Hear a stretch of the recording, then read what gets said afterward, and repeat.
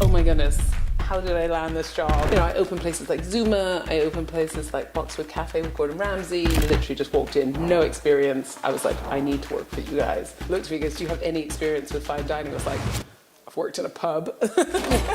We did, I think it was over 400 talks and tastings over a week. Oh my It was gosh. insane. And I turned around to them, I was like, I'm going to delist your product. And the guys were like, you do realise that's like £1 million worth of business. What is the most expensive bottle you've bought? $500,000. Sorry, what?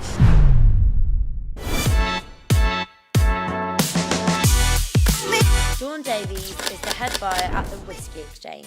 She is an expert in everything from rare whiskey to emerging trends in craft spirits. Her role is as fascinating as it is influential, and her insights are invaluable for anyone with a taste for quality and a curiosity about what makes each bottle unique. Before we get into today's episode, I want to give a shout out to a special sponsor, Sam Lawrence Recruitment. We all know that finding the right people or the right job can feel really overwhelming, and that's exactly where Sam comes in. He really just gets it. It's not just about ticking boxes, it's about connecting the right people with the right opportunities. He takes the time to understand you and exactly what you're looking for, whether you're building a team or taking that next career leap. So definitely get in touch. Trust me, you'll be glad you did. At Getting to Grow, I believe that growth starts with connection. And that's where our sponsor, We Are All Marketing, comes in. I'm super excited to be partnering with Vic and the team over at We Are All Marketing. They're not just a marketing agency, they're storytellers, strategists, and your biggest advocates. Whether you're building a brand, launching a product, or strengthening your digital presence, We Are All Marketing helps you turn ideas into impact. With a personalised, results-driven approach, they ensure your vision reaches the right audience in the right way. Ready to grow your business?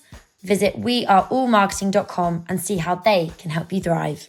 Getting to Grow is also brought to you by the Coconut Collab. And full disclosure, as I'm sure most of you are aware, I work there, so I know how much love goes into everything that we make.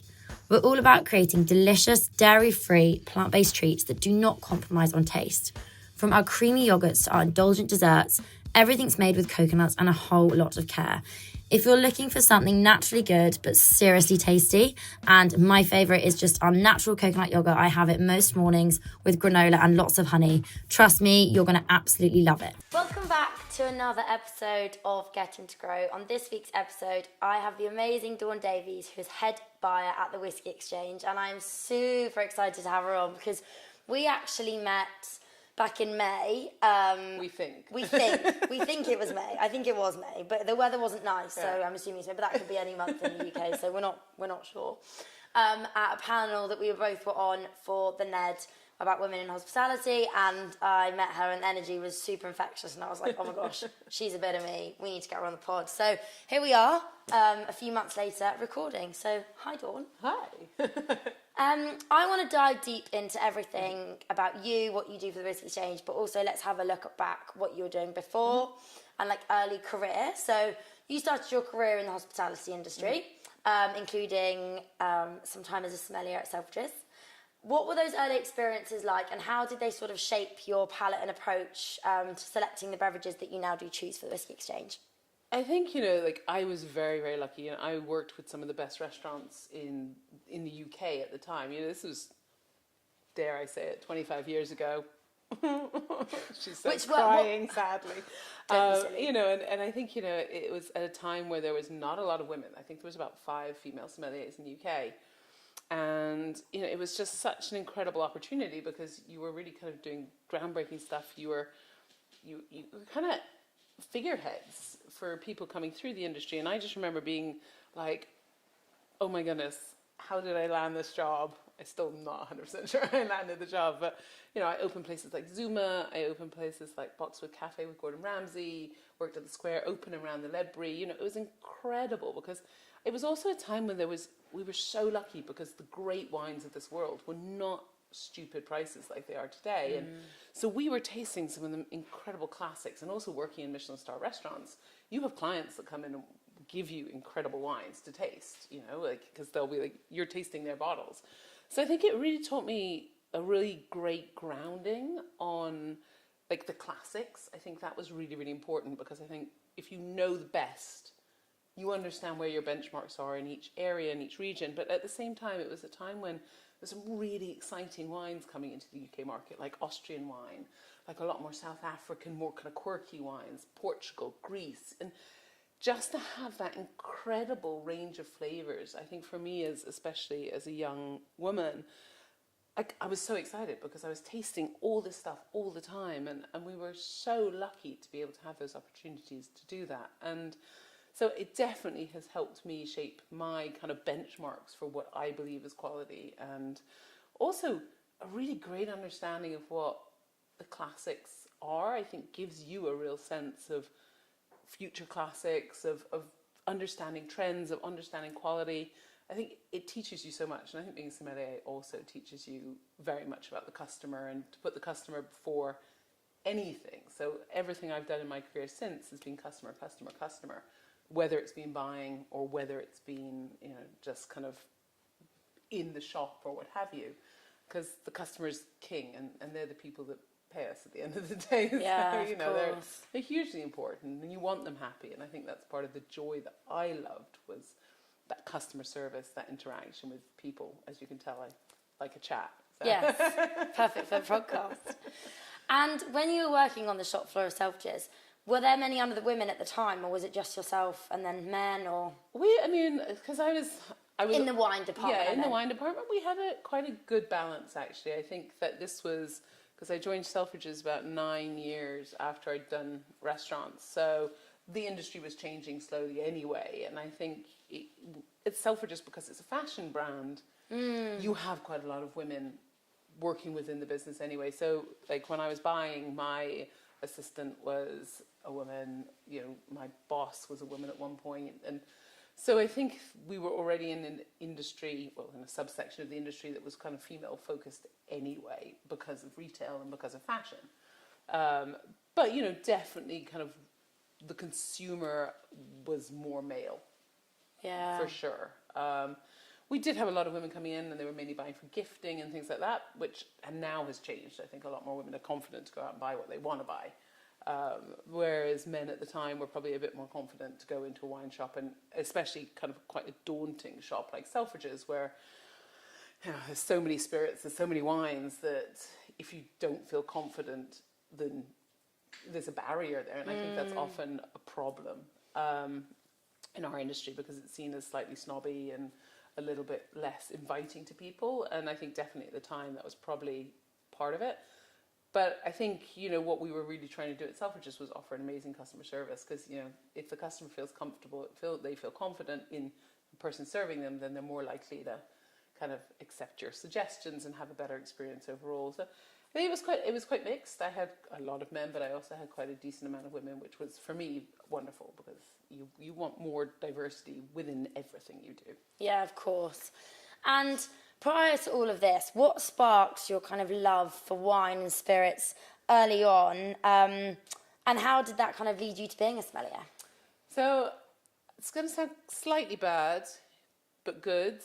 Bad, good. Not sure how we're going to. You're drinking from the age of 5. I was drinking from the age of 5. No, essentially, what my parents, we grew up all over the world, and a lot of that was a bit in Rome, in Africa, in America, and I think part of that European kind of culture is that when you're a kid, your parents let you taste things.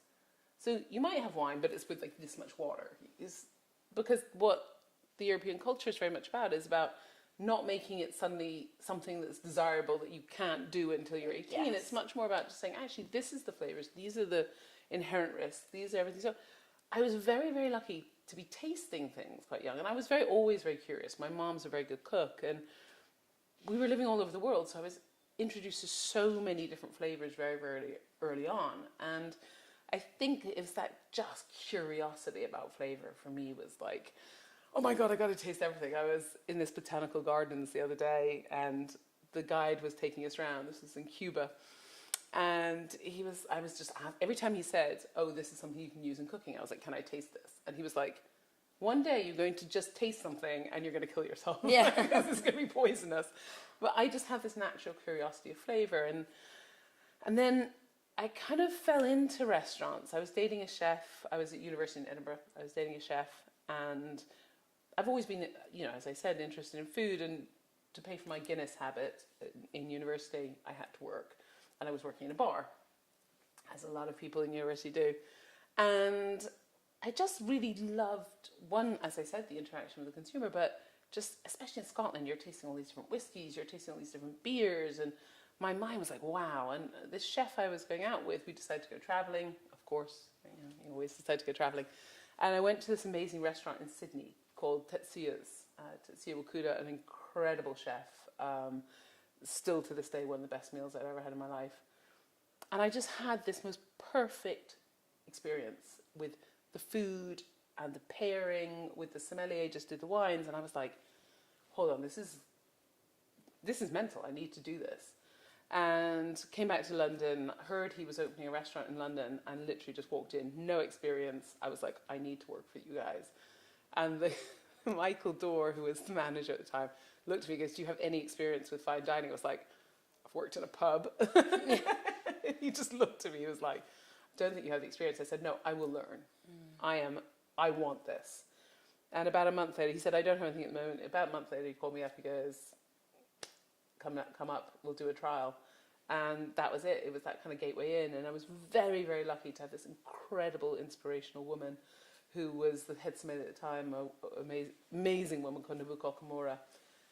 And she just was like, taste, taste, taste, taste. And I just got really, really into it. And then I did a bit of sort of WSET, and I just thought, this is what I have to do for the rest of my life, because I can't imagine. I love learning. I love that education. I love the flavors. I mean, can you imagine?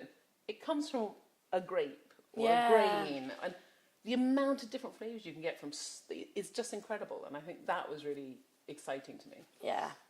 And someone that I definitely think, which I can relate to on this, like you definitely like the fast-pacedness of life. And as someone who has experienced like a very fast-paced of the world of like fine dining, how did you navigate the shift from restaurants to then retail at Selfridges? And was there like a very steep learning curve in understanding the retail market for spirits versus kind of what people would go into a restaurant and maybe order to be like, no, you need to really understand it. You've got to sell them bottles in maybe cases. And I'm assuming it's different in Selfridges than it is in like, well, this is, of course, it's different, but you probably have some very high net worth clients that come into Selfridges that buy their wine for the year. So you've got to have such a deep understanding. This was one of the favourite questions you sent me, because it just brought back so many memories for me. I remember, because, in restaurants you're working, say, 9 a.m. till 2 a.m, 7 days a week sometimes. It's super crazy. You're always go, go, go, go, go. And I remember my first week at Selfridges, and I was like, it's 9 to 5. I was like, what do you do after 5 o'clock? So I was like, well, I'll go out and party then. Yeah. And for the first month, I just went crazy and I just partied. And my partner was like, you need to stop this, because this is outrageous. And I think it was just that it was a culture shock in a funny way, because going from really being on so many hours of the day to having this period of time in the evening where you're like, what do I do with myself? And, because it's all encompassing, you don't have any other hobbies I was going to the gym and stuff, but it was just this really, really odd shift. And I think that was very, very hard to do that transition. I don't think I ever even appreciated that was going to be a problem. I mean, you don't think about it. And, I think I also remember when I joined Selfridges, my boss at the time was a guy called Ewan Venters, who's an incredible man who now heads up Hauser & Wirth and was Fortnum's. He really was the guy behind recreating Fortnum's kind of new and innovative look. And he and I had this meeting with, I won't name the brand because it'll be quite bad. And I was like, they were just, this brand was just quite arrogant, and they were just not thinking about what the customer wanted. And I remember sitting there, and I had another buyer at the time with me, Ewan, and this brand, and I turned around to them, I was like, hold on a minute. I'm going to delist your product. This is not acceptable. And like Ewan's face dropped, the other buyer's face dropped, and the brand was like, you can't delist this. I said I could do what I want. And they're quite a powerful brand. And then I went downstairs, And the guys were like, you do realise that's like £1 million worth of business. But the funny thing is, it has actually given me a really good relationship with that brand then going forward. Okay. Because they suddenly realised, hold on a second, we have to think about the customer. We have to think, it's not just about the brand, it's about a partnership and a collaboration. And that was quite a good one in a weird way. Yeah. But yeah, I think... Sometimes I think when you are in that seat, though, you need to sort of have, like, a range hook would be put in your place. I remember one experience when I was quite new into account management. I had a big wholesaler in the UK, and I turned up to a meeting, and now I think back at it, like, was I thrown in the deep end? And we're a small brand, so I hadn't had, like, I went from out of university straight into, like, small business. So I didn't go to, like, I didn't have, like, NAM training. Yeah. I've learned now how to, like, do it all properly. But at the time, I was so niche, and, like, it was niche. I was so in my infancy in my career. And I rocked up to this, like, meeting, and I jumped on the Teams call. And I was, like, literally to the buyer, the head category buyer. And I was like, so what are you talking about? And they were like, where's your, like, deck and data? And I was like, my what? I was like, what do you want to chat about? Like, why are we here? Like, what are you going to list? And they were like, well, I don't know. Like, what are you showing me? And I was like, Honestly, he said to me, he was like, right, 2 weeks, same time of the call, 2 Mondays time, Zoe, go away and show me a proper, like, I need a deck. And I was honestly like, I called my manager after and I was like, I think I've made a massive mistake. And she was like, what? And I was like, I didn't prepare like at all for like a fat meeting.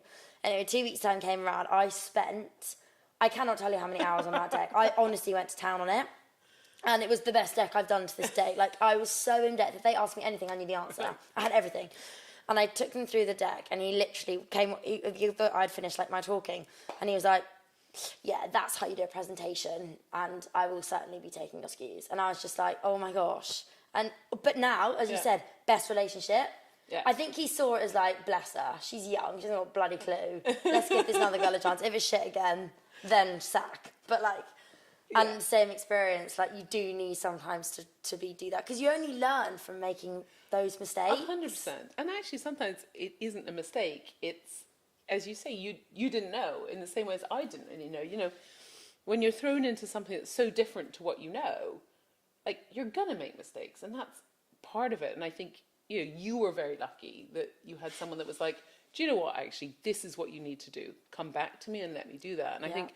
it's those incredible people in the industry that help us by saying, actually, that wasn't quite right, look at it this way, or challenge you to do it better, that you learn from and you get better at it. And you know, I think it's hysterical. And actually, we are very similar, scarily enough. Yeah. I think both of us probably have balls of steel, so we're just like, we can wing this, there's no problem. Every time. Oh, literally, out confident, no one will question it. That is my life motto. And sometimes I'm not, I don't know what I'm doing. Actually, most days, I'm not sure what's going on. I'm one of the people that's a bit like, ask for forgiveness, not permission. Every single time. I'm just like, you know what? Hey, what's the worst that can happen? Yeah, literally. I totally agree with you. What inspired your move then to the Whisky Exchange, and how has your role evolved since becoming the head buyer there? Gosh. So... I'd done 9 years at Selfridges, and I still to this day love Selfridges. It is an incredible store. I think, you know, Paul Kelly, who was the CEO at the time, then Ann Pitcher, who was the CEO, were such hugely inspirational figures to me. And they were amazing because they were also supporting my Master of Wine. So I did my Master of Wine. I passed in 2015, and it's a really insanely hard exam to pass.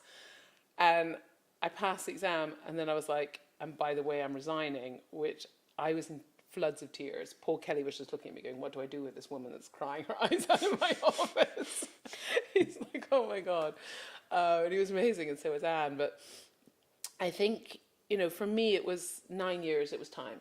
I kind of felt that I'd hit that wall, and I'm one of these people that really has to be busy and full of like new ideas, and if I stop having those new ideas, if I stop feeling creative, then I don't feel fulfilled. And at the same time, Sukinda and Rajbir, who at the time owned the Whisky Exchange, were very good friends of mine. Sukinda and I had always talked about doing something together. There was a Vinopolis, which was this wine museum kind of thing. We wanted to take that over and create a European excellence sort of learning centre for drinks. And then that fell through because they wanted to make apartments out of it. Dull. Boring. And we just kind of talked and it just happened that Sakinda, the job, because he was doing all the buying with Raj Beer, and they were trying to expand, and they were just like, we just can't do everything. And I just remember Sakinda was like, would you like to join? And I was like, this is an incredible opportunity, because with wine, I kind of felt comfortable. I love wine. It's always going to be my passion, but I didn't know as much about spirits. I had been learning about spirits at Selfridges, but I just thought, actually, I really want to learn. I really want to have as much knowledge in spirits as I have in wine. And so I was just like, you know what? What's the worst that can happen? I really respect Raj and Sakinda and what they've done in the business. You know, they're incredible figureheads. Sakinda is definitely one of the world foremost authorities in whiskey. And I just knew I could add a lot to the business. So I started as buyer. That was great. Nice. Thank you. And then I just remember we were in a meeting. Sakinda isn't the best at communicating. Sorry, Sakinda, but you know you're not. And I remember being in a meeting with the shop guys, because of course retail was my background. And the shop guys who are still with me now, and I adore them, were like, Alex and Chris were like, so is Dawn our new boss? Because Sakinda was like, Dawn will do this, Dawn will do this. And Sakinda's like, yes. And I was just like, you going to tell me this? Yeah, what? When? So I ended up managing the shops as well. And then a couple of months later, I ended up with the events team as well. And I still have all three now, plus my supply chain team. Plus now I have a couple other kind of adjunct roles in there. But I love it, you know. It's never a quiet day. There's never a dull day. There's never a day that you're like, there's not a problem or there's something to do. And my team are incredible. So I manage 40 people now. They're all so inspirational, you know, like they're such passionate people. They have such incredible knowledge and they're just awesome. So yeah, my job started as buyer and now it's general dog's body. Everything and anything. Yeah, pretty much. As head buyer, obviously you have a ginormous influence over what products are stocked. How do you strike the balance between kind of selecting really rare high-end bottles, but then ensuring that the range of accessible options for a wider audience is also there? Because, yeah, if I was buying something quite special for my boyfriend or I was about to say husband, but I don't have one of them. That's really weird. News to him. Why on earth did I just say husband? That is so peculiar. My gosh, I don't have one. What? Maybe your boyfriend needs to Yeah, that was weird. step up. Or dad, or grandfather, whatever.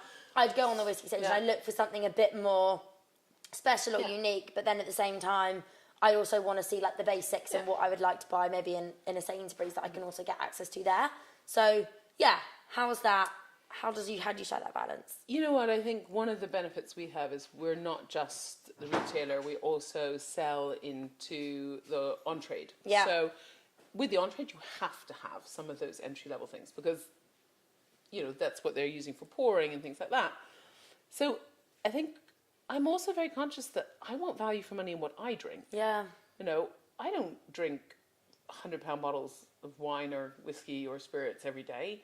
Actually, if I'm going to go drink something, those simple, beautiful flavors, actually, I think there's more skill in buying something that's great value for money that delivers to the consumer on all levels than there is in buying something super expensive, because it's those products that you're going to have repeat custom on and you're going to have people that are super loyal about. And I think for me, it's those are the things I get most excited about. So, you know, I would say our kind of, we have some sort of more cheap things just for the kind of everyday pouring or, you know, your back bar thing. Yeah. But we have a really lovely range between, say 35 and, say, 125. And then, of course, you have the really kind of luxury things. Because those are the drivers. That's the thing that you're going to come back and buy. And there is a skill set to it because it is looking for the things that are maybe not just the normals, the things that are the multiples, but it's seeking out those really wonderful brands that have some absolutely beautiful juice. You know, Davies Distillery Gin, for example. Danny and his brother make an incredible gin. Capriolis, Barney, you need to talk to Barney. Really? I love Barney. Okay. Barney makes the best distillate, eau de vie distillate in the planet. You know, Wow. like, then there's these wonderful whiskies. I have Thompson's whiskies from New Zealand, which they're fabulous. But those are the brands that I get so excited about, because they're the brands that I've discovered, or, you know, I've worked very closely with over the years. And they're the ones that just genuinely give you the most satisfaction, because they're brands I would go home and drink and buy. And that is so important, because we don't want to be seen. The Whisky Exchange doesn't want to be seen as something that you couldn't just feel comfortable stepping into. So, you know, we've created things like flavor camps to help people make choices. There's also your online, which gives you a little bit more of a disadvantage. Okay, we have retail space, but the majority is online.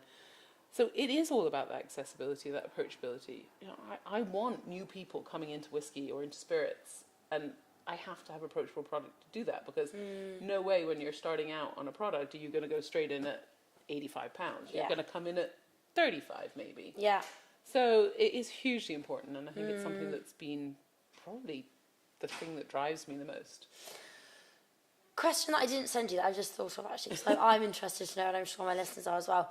What is the most expensive bottle you've bought? A £500,000. Sorry, what?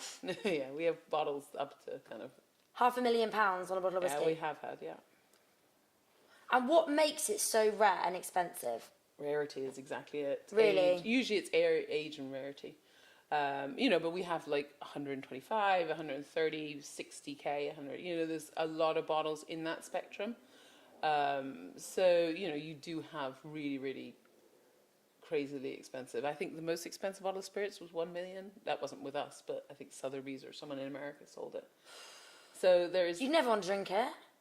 That's the sad thing. I know. It's like anything nice, though, isn't it? You save it for nice days and then you never wear it because you're like, oh, it's not nice enough a day.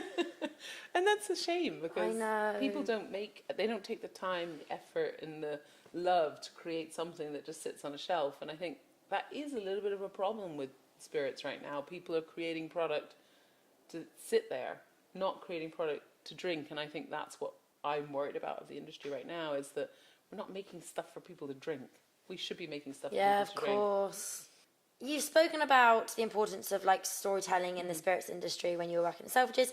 Can you share a recent example where a story behind a brand or bottle really caught your attention and influenced your buying decision? Gosh, there's so many. You know, I think a lot of people, so the Pascays in Cognac are probably sort of one of the people I absolutely adore. I have a massive passion for Cognac.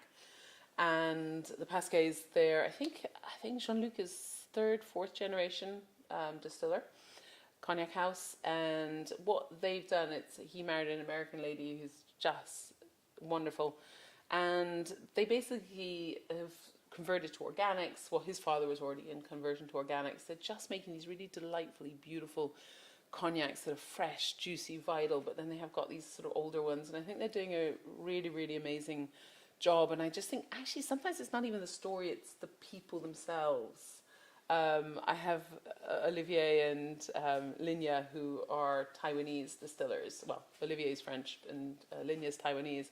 And they create this rum called Renaissance. And he literally hand harvests with these 80-year-old women who are stronger than anyone else on the planet. And they show me pictures of these incredible women that are harvesting the sugar cane, and they've been doing it for decades. Wow. in their villages, and he's creating these incredible rums just with so much passion. I mean, I love the fact he was I said, how did you get into this? And he goes, he started in Cognac, and then he kind of went over and married Linya, and he was like, do you know, my dream job is to be the yeast man at Ardbeg. I was like, that is a very specific job. That is so niche. The yeast man.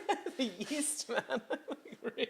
Oh my gosh. And then there's Barney at Capriola's. I've spoken about him. He was a photographer. He started making these eau de vies. Oh my goodness, it must be almost 10 years ago, 9 years ago now, a bit longer. And I did not realize, but I discovered his gin and his eau de vies, and I was like, these are amazing. I'm going to make it our gin of the year. I'm buying it. I'm buying a pallet. I did not realize he was on the edge of bankruptcy, and we saved his business. And it's those people and those stories and those genuinely wonderful humans that I get to work with day in, day out, that they're the reason you buy stuff and you get behind brands, because why would you not? They're amazing. Yeah, definitely. I mean, yeah, there's so many amazing stories, especially as a buyer. You must hear so many stories of like the business and the brand and why they were like, why they're doing what they're doing. And a lot of why people do start businesses, and a lot of it comes from a story. Yeah. So 100%. You must hear so many amazing ones. And I think the sad thing is, I think now, and I know I'm maybe slightly negative towards marketeers, but marketeers make up stories. There are actually so many incredible stories that they don't need to make up, or they don't need to embellish, or they don't need to hone in on. People buy people, they don't buy product. You know, tell the stories of the people. We've just launched a campaign called We Are Whisky to say, you know, these are the stories of how we got into whiskey and how anyone can get into whiskey, because it is the people. That's who I get passionate about. Yes, I love the liquid, of course, but these people are just so passionate and wonderful, and it's why I get up every day. Yeah. And speaking of getting up every day, does your liver work okay? Because you must drink. Are you like... I'd be quite drunk all the time. I've got the tolerance of like a 4-year-old child. Okay, don't come drinking with me then. Okay, yeah, I can't handle my alcohol at all. I'm pathetic. I'm such a cheap date, but I'm not when it comes to food. I'll order the most expensive steak and all the sides. And a nice glass of red, don't get me wrong, but I'm a foodie. Yeah, well, I mean, I hope you are with your job. I am into my food. And I just couldn't hack it. Like, how are you sustaining it? You have to be responsible. Yeah. So, like, if I'm tasting, I'm spitting. Okay, because fine. Otherwise I'd be like at work, like, hey. Yeah. I'd be like, yeah, I'll take everything. Yeah. That margin works. yeah, it's all right, it'll be fine. But I do go out and I'm like you, I love food. Yeah. Yeah, I grew up in restaurants. I love food. And with food comes drink, and I love going to cocktail bars. You know, we're so lucky in London and in the UK, full stop. There are so many amazing bars and restaurants, and, you know, I have so many favourites. And I think it's just like, I'm always really careful to have minimum 3 days off, no alcohol. I'm not going to tell you I ever do sober anything, because, like, I don't do Stop October or whatever it is. Yeah, Stop Dry January. I'm like, no. Does dry January affect your business? Do you see a dip in sales in Jan? You see a dip in sales because people just don't have the cash because they spent all Christmas, or they've drinking the booze they had at Christmas. I don't know if dry January particularly affects our business. Yeah, we probably see a bit of an upturn in no and lows, but I don't think, oh my God, I'm not going to make budget this month because of dry January. I think more people are doing it for sure, but I think there's still a lot of people that are drinking.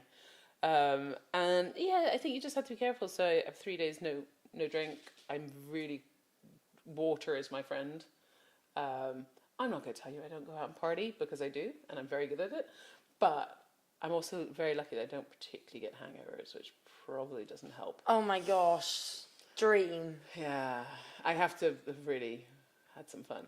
But I can tell you, miso soup, cure for all ills. Okay. Miso soup, Barocca, milk thistle.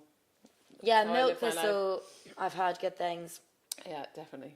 In 2020, you were awarded the IWSC Spirits Communicator of the Year. What did receiving that accolade mean to you, and how do you see your role demystifying in the world of spirits for the general public? Do you know, I think for me, I love education.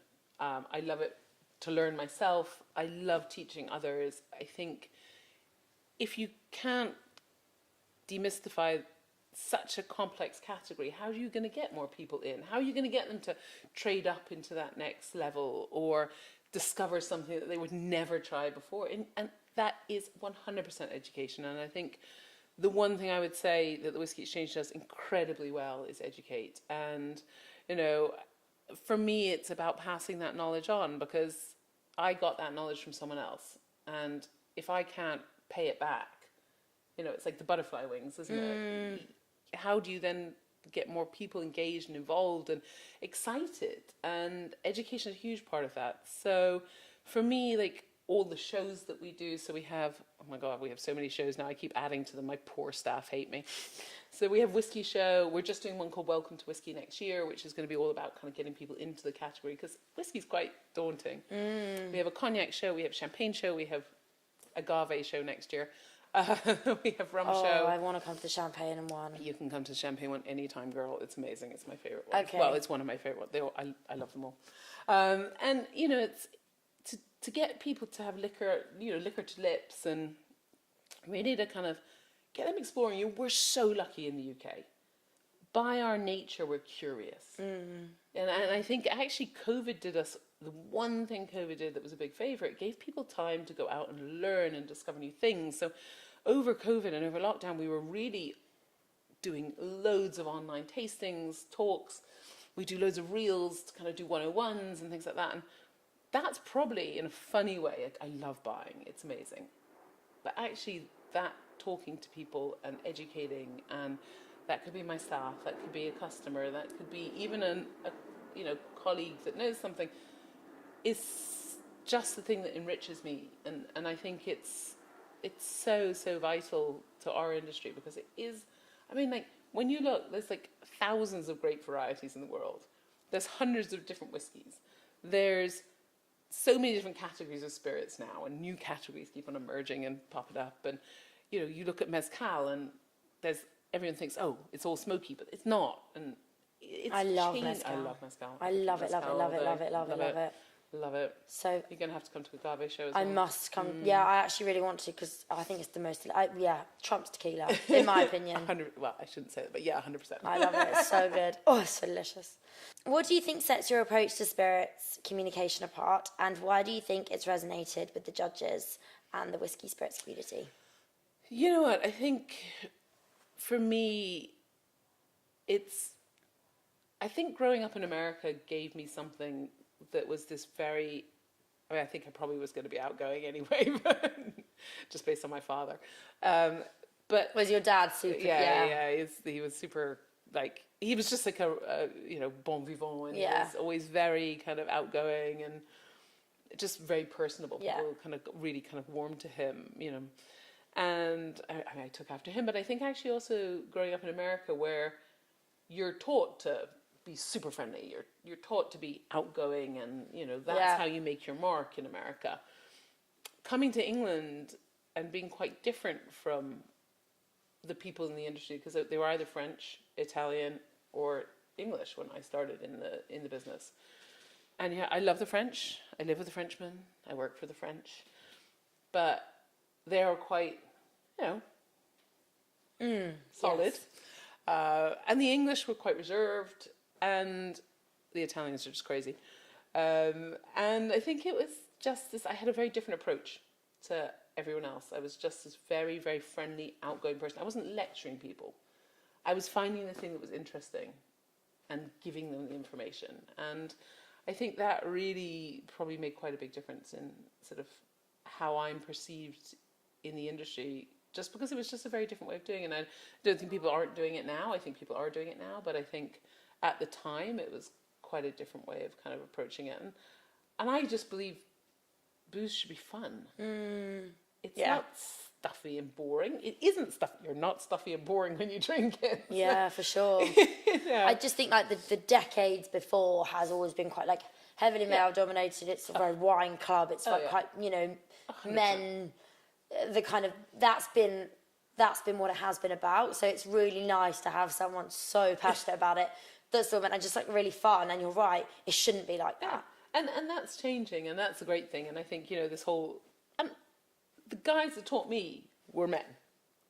Yes, some women taught me, of course they did, but the majority of the people that taught me were men. And I think I have so much respect and love for the time that they spent with me that I want to go out there and give that love and time and respect back to other people, because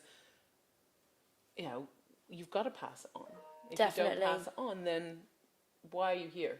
Yeah. Educate. I think the people that want to keep the education for themselves must be so sad in themselves, because actually giving more people that power enables you more, and that's so important to me. Yeah. And how many people associate the Whisky Exchange with whiskey? Because you're doing so much education on all the other different spirits out there, but how do you strike the balance between like mezcal and gin and rum, and making sure that people are aware that you also sell that? Because naturally, being the Whisky Exchange, there's probably a heavy tendency towards whiskey. I mean, most of our sales are whiskey, of course they are. Yeah, but yeah. we have a huge range of other things. We've got one of the largest champagne ranges online in the UK. We've got one of the biggest fortified wine ranges online in the UK. Definitely rum. We're probably one of the biggest, and I think it's that, isn't it? It's going out and talking. It's doing different shows to kind of talk to people about it. Our shops are a great vehicle for getting people to know that we're not just about whiskey, but it's a bonus and it's a problem. It's a help and a hindrance. It's that you have to work much harder on the other categories, I guess is how I would put it. So you have to just be like, we were one of the first people to say rum's going to be a new trend. So we're talking to journalists all the time. We take journalists out to different parts of the world. I just came back from a trip from Champagne with 4 journalists, which was the most fun. We've taken them to Jamaica, Barbados. I'm going to Ireland hopefully in a couple of weeks. We're probably going to America next year. And I think that's what we've done really well. We've kind of gone and we've solidified where we believe we're strong. And, the one thing I would say is I don't just buy everything. There are brands and retailers out there that will just go and buy everything. And I get that. That's their strategy and fair play to them. We buy what we believe in. Yeah. And I think that's probably where we've had a lot of kind of help. And also the on-trade have been incredible to us. If they buy a lot from us and they'll go to the consumer, if the consumer say, where can I get this? They'll be like Whisky Exchange. So that kind of thing helps as well. But yeah, having whiskey in the title, challenging. Yeah. Well, we could never do anything other than coconut yogurt. Yeah. Or desserts. We're coconut collaborative, it'd be different. Loving that coconut yogurt. I'm so glad. I'm going to send you loving some. As your role, as a buyer, you're constantly exposed to trends in the spirits industry. What's a trend you see emerging that excites you? And conversely, is there a trend you think that's been overhyped? Oh, yes. Okay. Look, I think the things that excite me right now in whiskey, for sure, is world whiskey. World whiskey is so exciting. The Scotch industry has outpriced themselves. They've been really they've had it easy. And there are other countries in the world that are doing some really fun and exciting things. I have Korean whiskey I've just taken on. I've talked about New Zealand whiskies. We have some incredible Irish whiskies. We have some incredible Nordic whiskies. So that's exciting because there's so many different flavors and styles. So you go to the Nordics, they tend to make rye whiskies. Makes sense. Yeah. What do they have as their main grain? Rye. And, you go to New Zealand, they're using a lot of wine casks. Makes sense. They grow amazing wines. And it's those discoveries. And I think the consumer, because Scotch is outpricing itself, are saying, do you know what? I want a bottle at 50, 60 pounds. There's no Scotch I want to try at that. I want to try something different. And, that's hugely great for us because it kind of opens up the door to buying some really cool and wonderful things. So I think, that we know tequila and mezcal is on fire. That is definitely on fire. No questions. It is Epic. Why? How? What happened there? You know what? I think in the UK, we're very good at following the trends in America.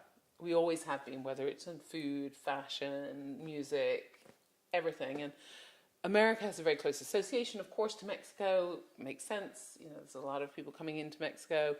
It's a drink that they drink more frequently than they drink any other kind of spirits, unless it's vodka. And I think that's been part of it, is that kind of natural progression of trend. And I think people have got bored of gin. Thank you. Yeah, it is. Yeah, I am bored of gin. You're right. I'm bored. Yeah. I don't know why I'm bored. I just am. Because you were, people were throwing gin at you left, right and centre. Everyone was making a gin. Yeah. They never made a flavoured gin. And now all the gin producers are making spiced rum. I'm like, please, come on, let's do something different. Yeah. So I think that, for me, definitely world whiskey, tequila, mezcal. We're seeing really kind of growth in premium rum, which I love. I think that's a great thing. Seeing growth in, I said Irish is part of kind of world whiskey. I think America could be very exciting right now, especially with American single malt as a category. I think that can strike some resonance. And sometimes these trends are so slow burns. So I think vodka is going to come back. Do you think? Yeah, 100%. I really think in Skinny the next 5 years. Yeah, skinny bitch drink.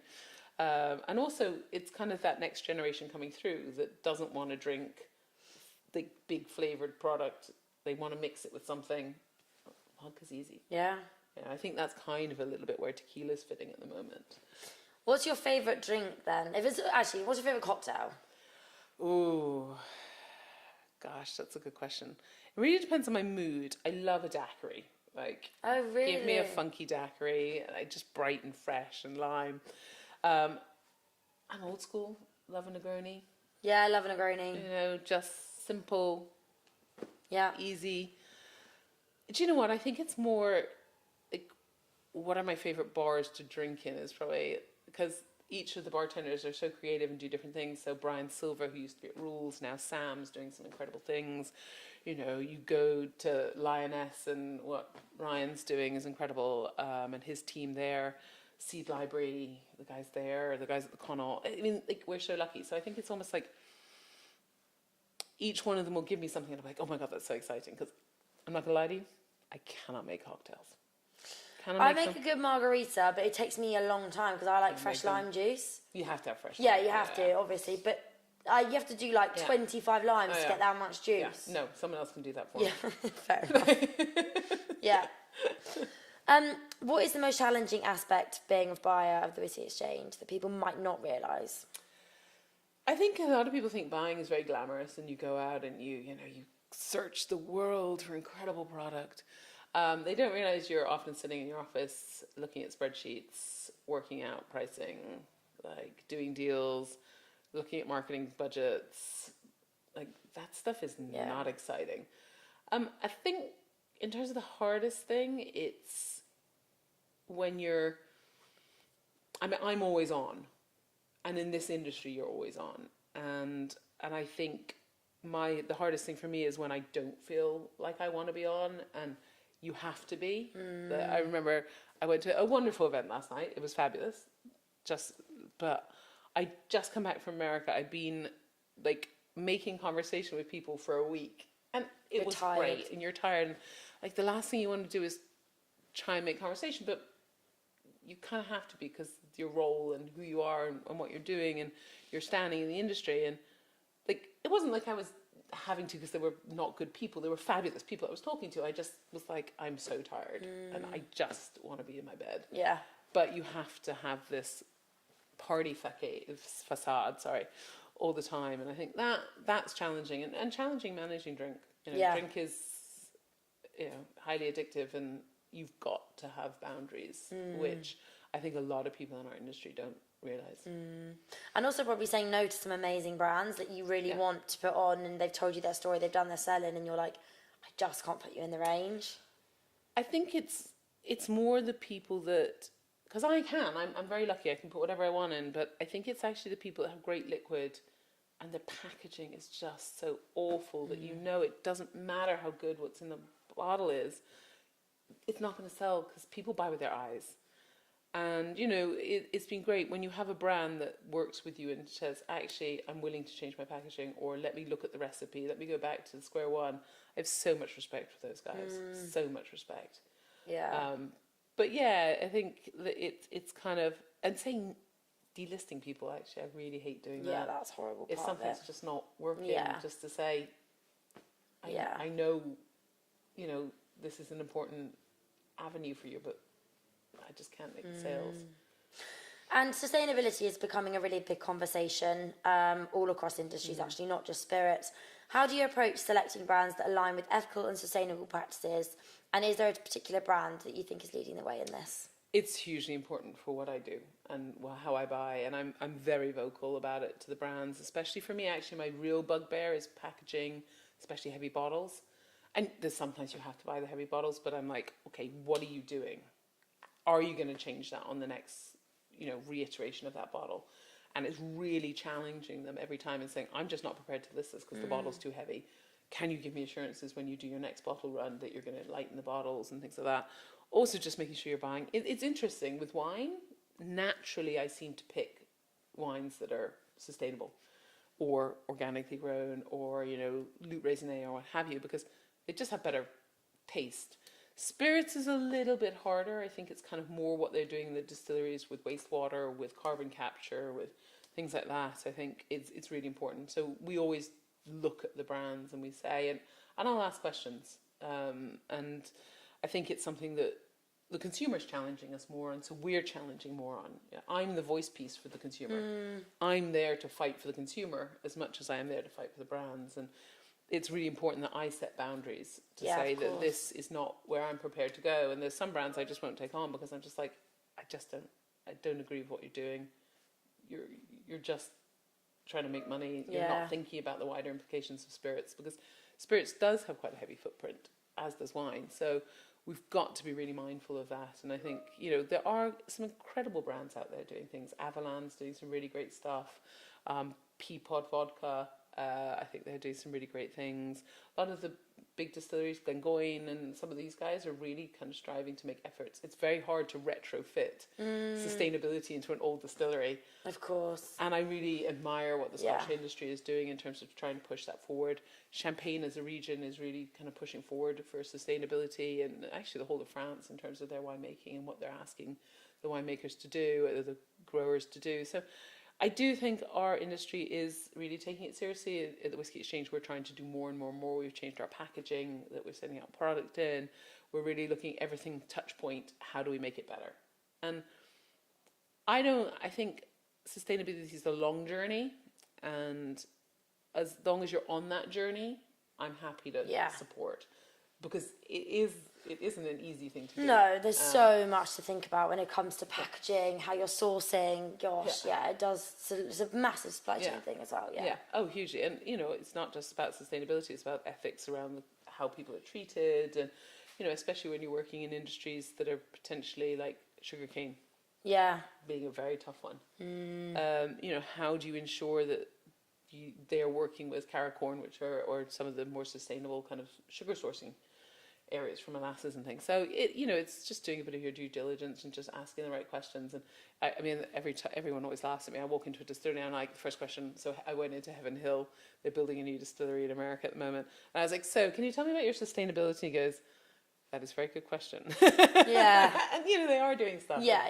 And I think the more we ask those questions, the more likely it's going to be front of mind for people when they are thinking about the next step in their sustainable journey. Definitely. Looking at the future, the Whisky Exchange is known for hosting events and loads of tastings. With the rise of virtual tastings during the pandemic, how do you see the future of consumer engaging, evolving in a post-COVID world? I think there's a massive need now, isn't there, for in-person events, 100%. And there was so much of that, or buy your cocktail kits at home and have it all together. Has there been a real big bounce back of it all, and have you seen that all come to fruition again and it's like it was before? Oh, 100, if not more. Amazing. I think what was really, so when we went into COVID, I did virtual whiskey show over COVID, and we did, I think it was over 400 talks and tastings over a week. I almost killed Dave Brum and Billy Abbott. Billy had a red eye. Dave was like, can't talk. It was insane. And all the brands got involved with it. We had little rooms that you could go visit the brands in. It was probably the thing I'm most proud, me and the team and I did. And what was so lovely about it is that we've had bounce back from that, because people were like, you gave us light in such a dark time, because actually we felt like a community again. We felt we were part of it. And I think that's really helped us now when we got out of COVID and we started doing events in real life again. Whiskey show now sells out, done. All my other shows are increasing in numbers, and our tastings that we do in the shops are selling out, or we're doing more with them. I think it was something like we doubled our shop tastings revenue this year. So I think you're 100% right. People want that contact. They want to taste. And also in a time when people don't have money, to taste something to make sure you like it. Try before you buy is such an important contact. And I think people are getting a little tired of the kind of nothing world of online. When you're buying online, there's no physical contact. There's no exchange of ideas or thoughts, and I think especially when you're dealing with quite an emotive product, which I think drink is an emotive product, that interaction, that human interaction, is so vital. And I think experiential, people want experiential. They crave it, they love it, they feel fulfilled by it. I see how happy our customers are. We've just come off Whisky Show, which almost killed me again. And people were just so happy to be in that space. And I just walk around the entire weekend hugging people. It's fabulous. I love a hug. Yeah, but it's also, yeah, you're right. I think what you said earlier about people buying people, they're there also to see and to talk and to do versus just the word whiskey. For him, it's a social event. Yeah. And, and how boring is it just to do that? Yeah. Like, what joy does that give you? Them touching the bottle, potentially tasting it in the shop. You go into any of our shops, they'll offer you samples of things to taste because it's part of the joy of being in this physical space. Absolutely. You spent years, obviously, building a very refined palette, but what's your bottle in your personal collection that holds some sentimental value for you, regardless of its price or rarity? So, over the sort of... Because you've brought two with you. I've brought two with me. One is my favourite whiskey at the moment. Lean up again. So, I actually probably should have brought my favourite product in the world. So, I've always asked, what is your favourite drink? And for years, I couldn't tell you what my favourite drink is because... it depends on your mood. It depends on what you feel like, what you love. And then I discovered a Haitian rum, an unaged sugarcane juice case rum called Sajou. I love this product more than life itself. So much so I've named my cat after it. Oh my gosh, my cat is called Sajou, and I should have brought that. But the two I brought today, actually, people always ask, what is a really lovely drinking whiskey? Glenglassaugh, made by Rachel Barry, who is a fabulous figurehead for women in the industry. It's just a peach bomb. Delicious. They've just redone this. This is Sanden. Sanden's named after the beach that Glenglassaugh overlooks. And it's just this wonderful kind of peach juice, a little kind of salinity, a little freshness. And I just want things that I can drink a bottle of, not just a glass. Yeah. Glass is boring. Bottle's more nice exciting. Bottle as Drink well. responsibly, folks. We're not condoning that here. And then the Whisky Exchange, actually, we do a lot of single cask bottlings ourselves. And last year I wanted to do a range called the Seasons. So this is our first season. It was summer, which we launched in summer, weirdly. We're about to move on to our autumn season. And it was about saying, I think a lot of people think about whiskey in winter. You can only drink whiskey in winter or when it's cold and horrible.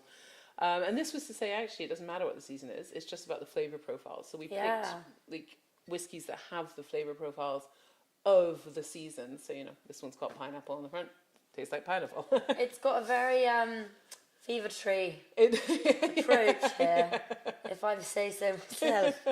Yeah, very familiar with that. I love fever tree. I know, I sort of stalked their marketing because they just went from 0 to 100 overnight. Yeah, they're incredible. As someone with a wealth of experience, where do you see the future of whiskey and other spirits headed? And do you think there's a category that will surprise us in the next 5 years? I mean, you've spoken about vodka, so that'll be coming back, but anything else? Do you know what I think? People are getting less set on a certain drink. I think there will always be that, but I think because people are diversifying their palates and their tastes and the flavors, I think what's been really, really interesting in the last couple of years is people are going more to bitter products, and that started with a little bit with Aperol because Aperol does have bitterness there, but we're seeing more Amaras being drunk, we're seeing more vermouths being drunk.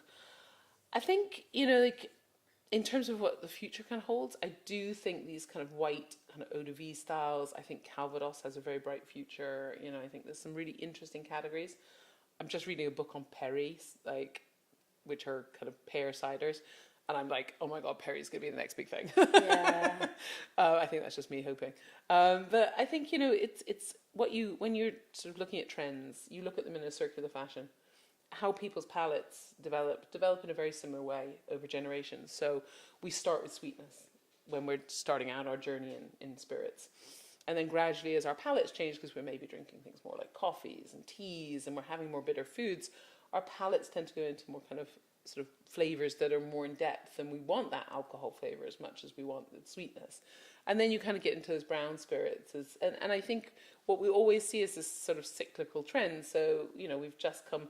The gin drinkers are starting to drink rums and tequilas, and then they're going to start into whiskey, and then the next generation is going to come through. They're going to start drinking vodkas, and then they'll go into gin. So there's always going to be a slightly cyclical kind of character, but I do think actually it's very interesting from a whiskey perspective to see what Asia's going to be doing next. China's building a lot of distilleries right now. Really?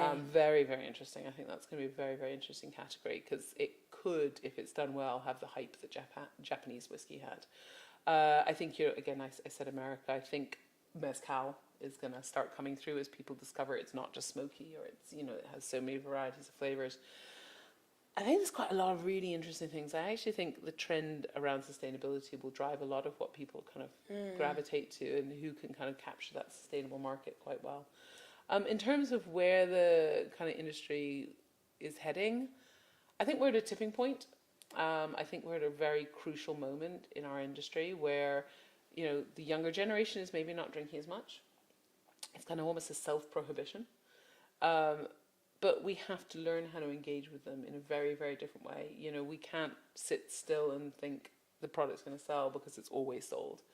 We have to think about how to re-engage them. And I think that's going to be around quality. It's going to be around sustainability, and it's going to be around how do you drink this responsibly and in a way that can give you pleasure. Absolutely. Without the pain, as it were. Yeah.